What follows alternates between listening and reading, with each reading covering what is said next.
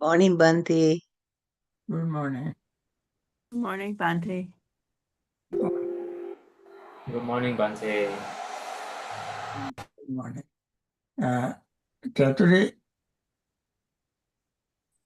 Yes, Bhante. you are there and you have any questions? Um, yes, I don't have a question in the chat right now. But I think you have left over a question last time. Let me just get the leftover questions from last time. There was one question that asked, does it matter if one cries during meditation? So if one has emotions during meditation and one starts crying, does it matter? Emotion Like being sad and crying during meditation, does it matter? Is it okay? now, do you know why you cry in meditation? I don't know if the person has joined or not to address this question or not. It was from last time. I, Yeah, let me check the participant if the person is here. No, I don't see them. So maybe you can, yeah, I don't know if the person knows why they feel emotional, but sometimes some emotion can come up, maybe some trauma from the past. I, if the person listen to this question, if the person is there, would that person repeat that question again for us so that Chaturi will repeat it? Yeah, I don't see the person in the list of participants. So maybe we can try and address it later. Okay. Uh, But I thought the one who asked the question is in the audience now. If no, that person is in the audience, that person can ask the question again. If the person is not there, we don't worry, we go ahead with any with another question. Let me see. There was another question by another person. Um, yeah, the person is also not here. It's more of a personal question, so maybe I'll wait to see if the person comes in the list of participants later. It's a personal question about their practice, so maybe we can address something else and see if that person joins and we address it later. Yeah, well, actually, I had another question about something that Prashant and I were discussing, and that is the impact of views. We were talking about views and people being attached to views, and I remember in one of the suttas, the Buddha says that views are a cancer, they're a dart, they're an arrow. Can you please comment on this? Why are views such a bad thing to hold Okay. onto views? Okay, when we talk about views, we must understand that there are two kinds of views, a right view and wrong view. Mm. Wrong views are always dangerous because the uh, wrong view can confuse you who has wrong view, and you can confuse others, and that is dangerous for this life and dangerous for the other life, and also dangerous in your future lives. And you will go in samsara without knowing, without seeing uh, the right view. Right view would never confuse you, never confuse others, and it is not dangerous in this life will not dangerous in the future. Rather, right view will start from the Noble Eightfold Path, right? The Samadhi. If the word is used ditti alone, that most of the time ditti is used for wrong views. Sometimes ditti is used for right views as well, like ditti patta. Ditti patta, one who attained to the vision. That is attaining the stream entry. So the word ditti or view it should be understood according to the context where the word is used. Therefore, if you simply pick up that word and ask somebody to explain, the explanation also will be confusing.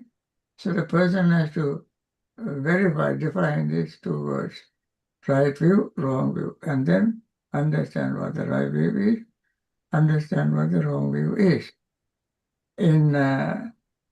Therefore, one has to make the distinction between these two views. Okay. Thank Yeah. We have a question. Dear Bhante, how can I improve my mental capacity and memory with meditation? And what type of meditation would be good for this? As I get older, it seems like my brain doesn't work as well as before. So, can you use meditation to improve your mental capacity, and which method is better? Actually, meditation, if you do the right kind of meditation, you can increase your mental capacity and your memory. Buddha has given us a beautiful simile in simile of cloth. When you have cloth, if it is dirty cloth, it will not take color. It will be just become mist. Therefore, we have to clean the cloth just using some detergent, or what do you call the color removing detergent, what do you call this? Some kind of bleach? Bleach, right, bleach. You use the bleach and remove all the dirty color. And then you dye. Then it takes very clear, dye very clearly. Similarly, the mind is very much like that, Buddha said. Therefore, when the mind is full of all kind of defilements, impurities, there are a whole lot of things, greed, hatred, and so on. So many are there. So long as they are there, your mind is impure, unclean, there the memory doesn't stay. Memory, it doesn't hold memory. It doesn't increase the capacity to receive new information. So, in order to gain more space in the mind, we must understand this mind itself does everything. Mind does everything. Whatever we get through the eyes, ears, nose, tongue, body, and mind, they all end up in the mind. And then they are all, one must see that. One must see that all are impermanent, unsatisfactory, altering, changing, fading away, and they are conditioned, dependently arisen. Therefore, these are not mine, these are not, I am not this, I am not, this is not myself. This is mine, this is not myself. All are the mental activities. It is the mind that says that this is not mine. It is the mind that says this I am not. It is the mind that says this is not myself. There is no any other being inside to say this. So then our wisdom increases. When wisdom increases, with wisdom, mind will be disenchanted with this defilements, disenchanted with greed. When mind is disenchanted with greed separate from the mind. Greed separated. That is called virajyati. Viraga. This separate from the mind. And then greed disappears from the mind. Mind continues to exist through the upadititi bhanga, rising moment, peak moment, and passing moment. Through the process of this repetition of these three moments, mind continues as long as lifespan exists. The mind continues without desire, without hatred, without delusion. And then that mind is very, very pure and clean. And then your mind capacity is endless. That is how you have to increase the mental capacity. It doesn't happen by just sitting, focusing mind on the breathing. You have to involve in your mental processes. I say when I say I and you, I refers to this mind, you refers to your mind. And therefore it is the total pure mental work. In meditation, we do the mental work. And that is how we increase our mental capacity and increase our memory, increase our understanding, increase our wisdom. Understanding, capacity, wisdom, all these are the process of mental activities, mind. Okay, next question. Thank you, Bhante. What does tangled and entangled mean? And how does one untangle his mind? What entangled? Yeah, what do we mean when we say entangled? And how does one untangle the mind? Okay, entangle means it's confused without being able to separate. It is locked in. So it takes some time to separate. In the Samyutta Nikaya, somebody asked the Buddha, Anto jata bahi jata, jata jatito pada, tantan gotama puchami, koi mang vijate jatang. Inside entangle, outside entanglement, and both inside and outside entanglement. Then I asked the Gautama, Buddha, how one can get rid of this entanglement. Buddha said, Sile patita narosa panyo, chittang panyanch bhave, ada vinipako bhikkhu, so imang vijate jatam. In Samyutta Nikaya. Sile patita, sila, morality should be the base. Establish oneself in morality. Morality also is actually, truly speaking, a mental activity, whether it is physical, verbal, and mental. All end up in mind. And mind, we have to make it firm in purity, moral purity. Then establish mindfulness and concentration.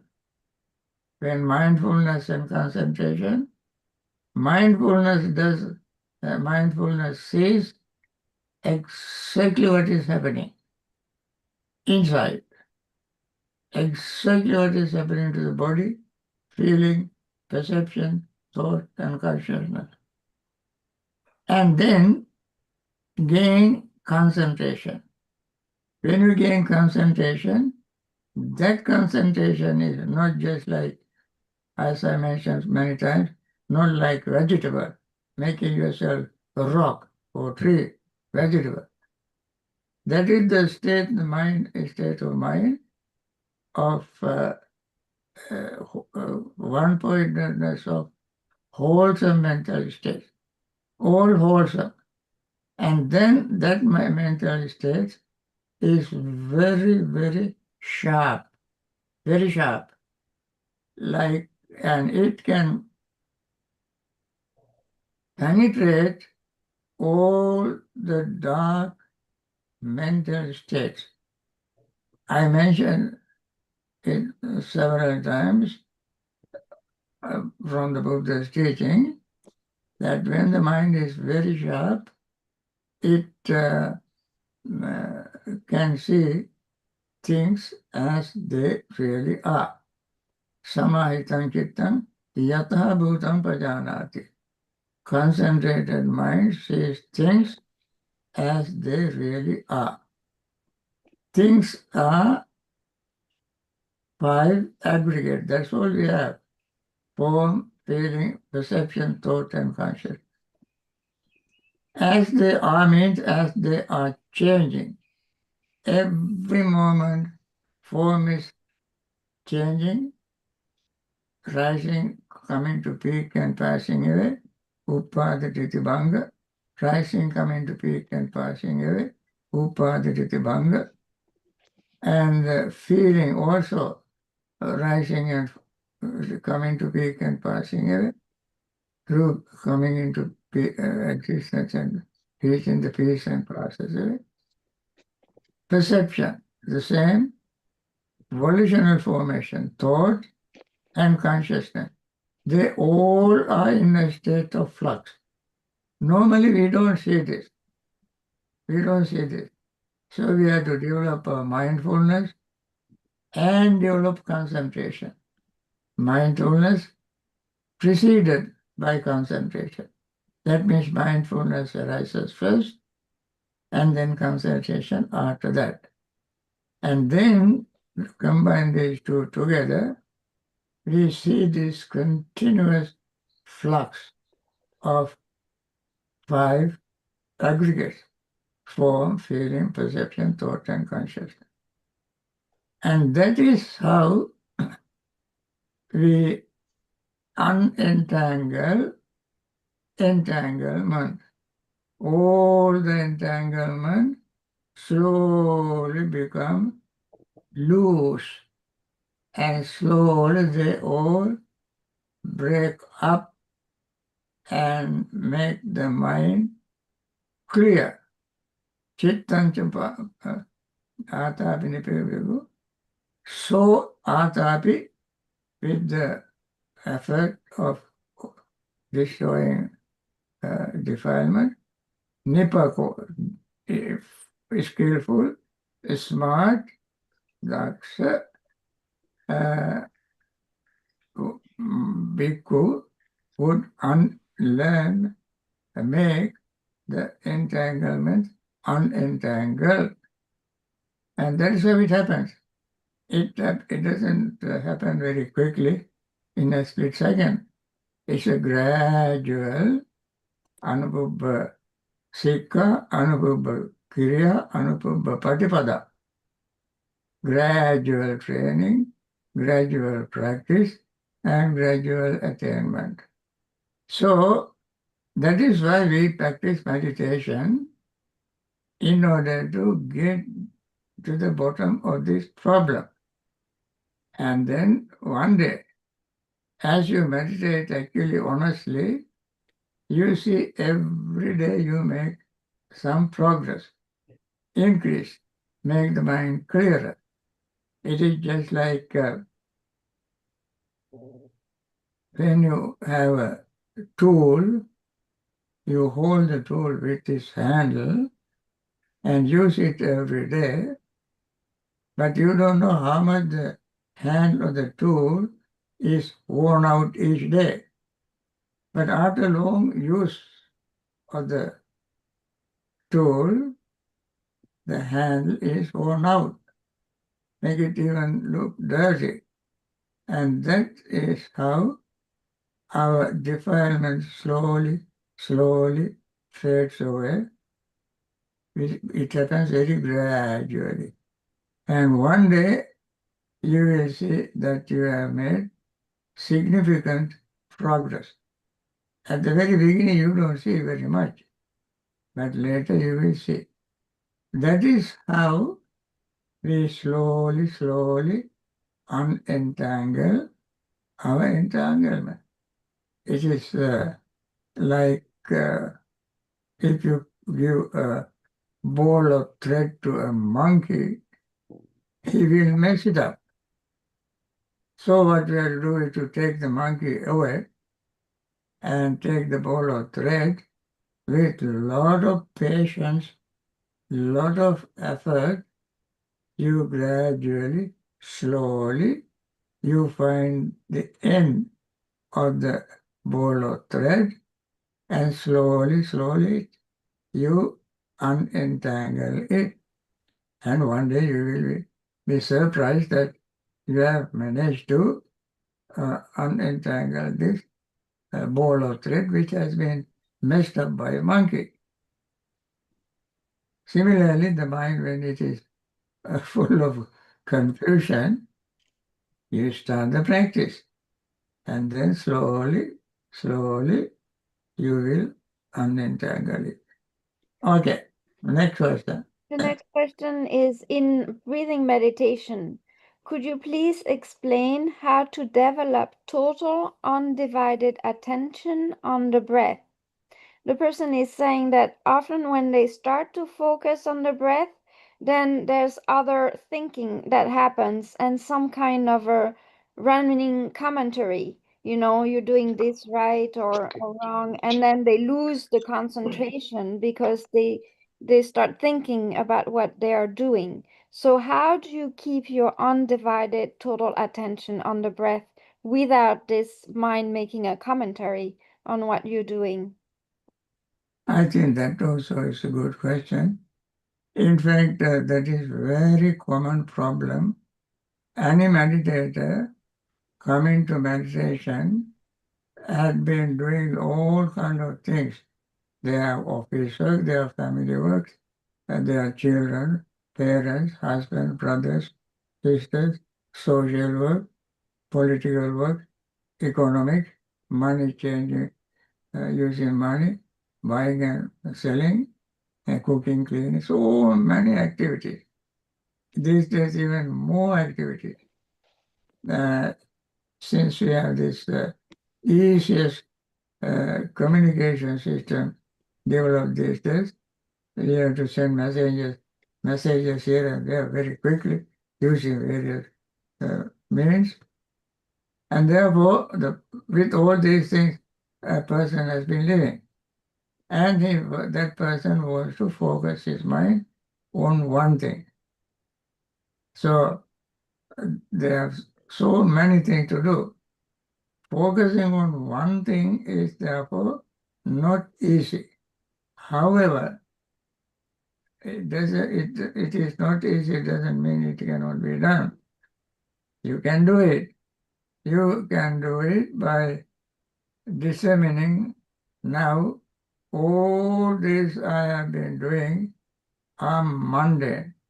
All this I've been doing make my life unrest, not easy, make my mind very chaotic. And therefore this time is select particular time of the day. Particularly morning is the best time. After your morning activities, bathroom and so forth, drink hot cup of water and then sit determining I will not budge to anything. I will stay here. I will learn how to gain concentration. And then you focus your mind on your breathing. Actually, that is the best time to meditate because you had a night's sleep, and when you get up in the morning, you feel fresh, and then focus your mind on your breathing. And then focus entire attention on your breathing. Breathing long, breathe out long. Is first you must know, you must catch the breath, where the breath is. Breath is entering through the nostrils, exiting through the nostrils. So you have to focus there first. When you focus the mind on your breathing, noticing your inhaling as inhaling, exhaling as exhaling. When you do this for a few minutes, then mind gradually comes to its natural rhythm. First it will be long, then it will be short. So short means that is how it happens all the time. Occasionally, when the lungs are tired, there will be a long inhaling and long exhaling. Notice that. So you notice long inhaling, long exhaling, short inhaling, short exhaling. This is the best method Buddha asks us to use, best technique the Buddha asks us to use to gain one-pointedness of mind. Because the breath, as we know, is very pure and clean without any affiliations with anything else. This is pure. So this is how we try to make the mind undivided. Pay the attention, undivided attention to the breathing. And this way, we will be able to train the mind. Actually, as I mentioned earlier, we say when we, here we means the mind. Mind learns itself to train in this way. Mind becomes aware of the mental activities. Mind becomes aware of inhaling. Mind becomes aware of exhaling. Mind becomes aware of long inhaling. Mind becomes aware of long exhaling. Similarly, short inhaling, short exhaling. And the whole breathing process called breath body. All these are done by the mind.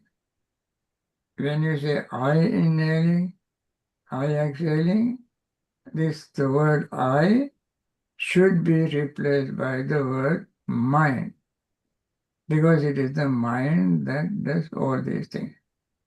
You can actually, when you develop your meditation, you exactly see very clearly how the mind does all this. And that is why the Buddha said, Mano Pubbangama Dhamma. All activities, mental activities, are led by the mind. Mind is the chief. Mind is the forerunner. Mind is the pilot, going ahead of all things. And it is this mind that becomes aware of whatever happens to the body, mind. For instance, we have feelings. It can be feeling coming through the eyes, through the ears, nose, tongue, body, and mind. They are called Chakku Sampasada Vedana and so forth. Sota Sampasada Vedana. And this feeling is felt by the mind. This feeling is felt by the mind. So, mind can make it very clear it to itself. Make it clear to itself. And therefore, eventually all the mind going here and there outside through the nose, it is very interesting. Through the eyes, ears, nose, tongue, body, and mind, information come to the mind. And through the eyes, ears, nose, tongue, body, and mind, the mind goes out. They want to see object, hear sound, smell, and then taste, touch, and so forth. So the entrance is these six senses. Exit also are these six senses. And the mind knows all this very, very clearly.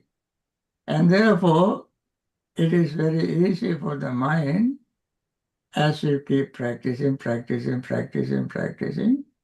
to understand this nature, and then whatever goes out through these six senses will stop. Will stop. And the mind remains, this word ajjattam sannisidana, in Pali word, ajjattam sannisidana. Settle down inside the mind and close the senses, not to leak out through them. And then mental activities, and then wisdom arises, and wisdom can develop to push all the defilements out of the mind or destroy them and end all this hustle bustle going on in the mind. You see, and for that we need wisdom. And wisdom doesn't come from outside, it also is mental state. That is why Buddha said, Yodeta maram panyayudena jitanjarake anivesanosya. Fight this Mara by wisdom weapon, and then gain insight. But don't cling to it. Jitancharake anivesanosya. You protect it, but don't make it your home.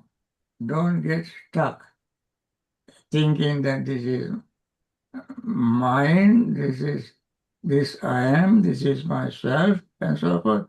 Even that you just become aware, mind should not, or mind does not hold on to any of these things. That is what the Buddha said in Alagadupama Sutta in Majjhima Nikaya, Sutta number 22, I think. Buddha said, Dhamma viveke pahatabba pageva dhamma.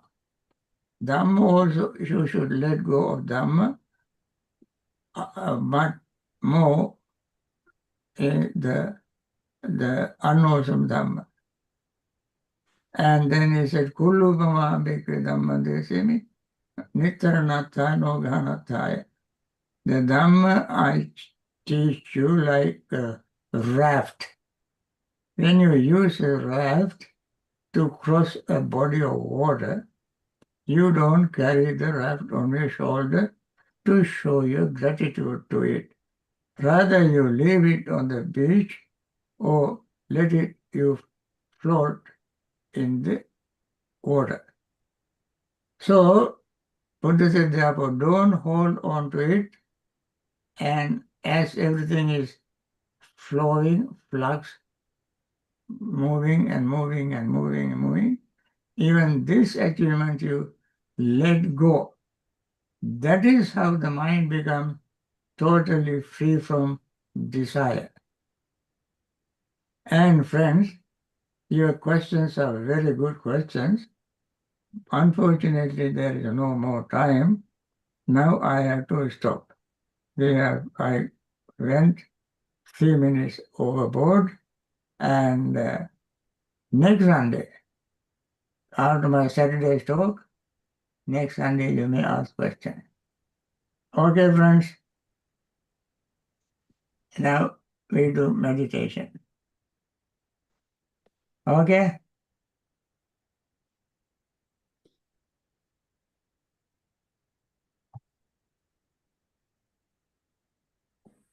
All right.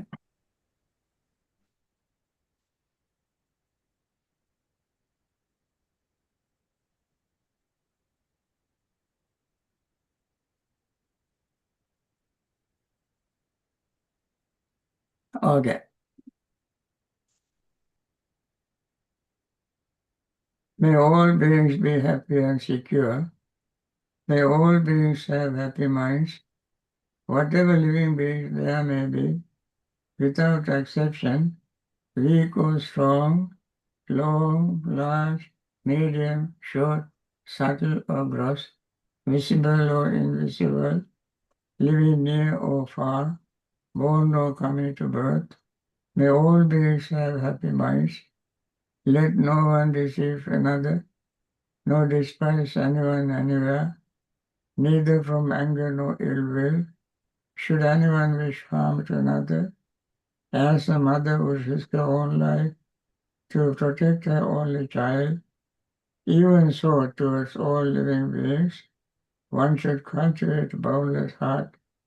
One should cultivate for all the world a heart of boundless loving friendliness, above, below, and all around, unobstructed, without hatred or resentment, whether standing, walking, sitting, lying down, or whenever awake.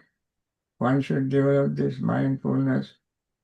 This is called divinely dwelling here, not falling into erroneous views, but virtuous and endowed with vision, removing desire for sensual pleasures.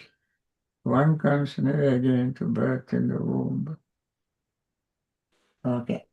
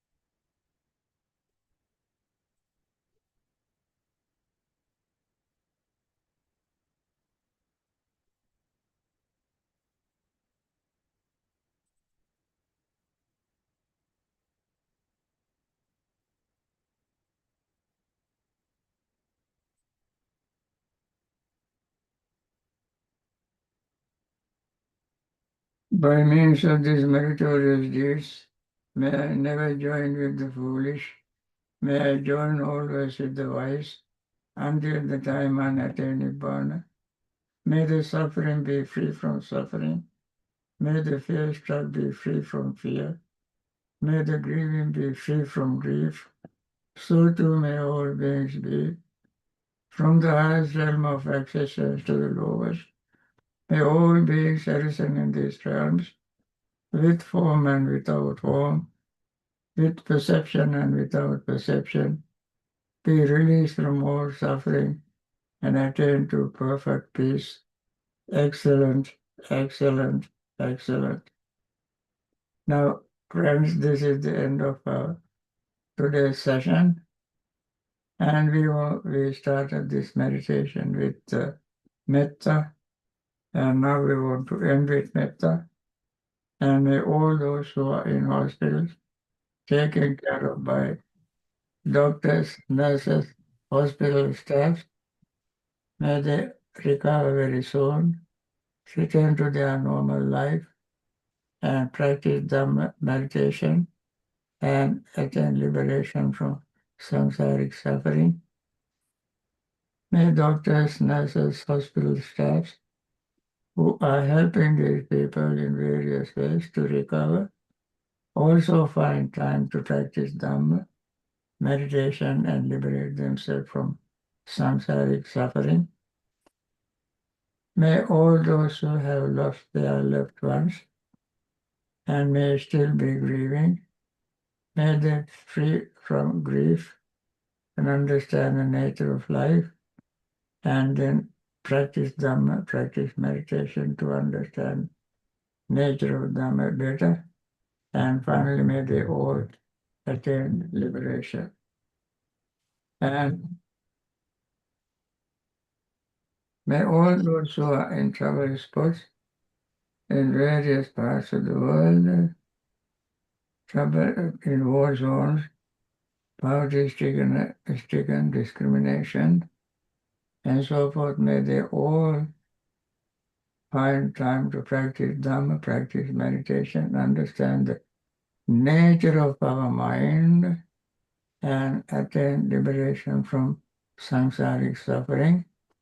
May all those who are in the northern direction, northeastern direction, eastern direction, southeastern direction, southern direction, southwestern direction, western direction, northwestern direction, up and down, all beings in all these 10 directions be well, happy, and peaceful. May they all attain liberation from samsaric suffering. And thank you. And those who like to join us, those who like Sadhu, to sadhu, Sadhu, sadhu, sadhu. Thank you, Bhante. Thank you. Thank you, Kiruan Bhante. Saranai Bhante. Sadhu, may you Sadhu. well. Sadhu, Bhante. Yes. Long life. for teaching us. And thank you, Veronique. those who like to join us this afternoon for Dhammapada discussion, may do so at 3 o'clock. Okay, bye. Thank you.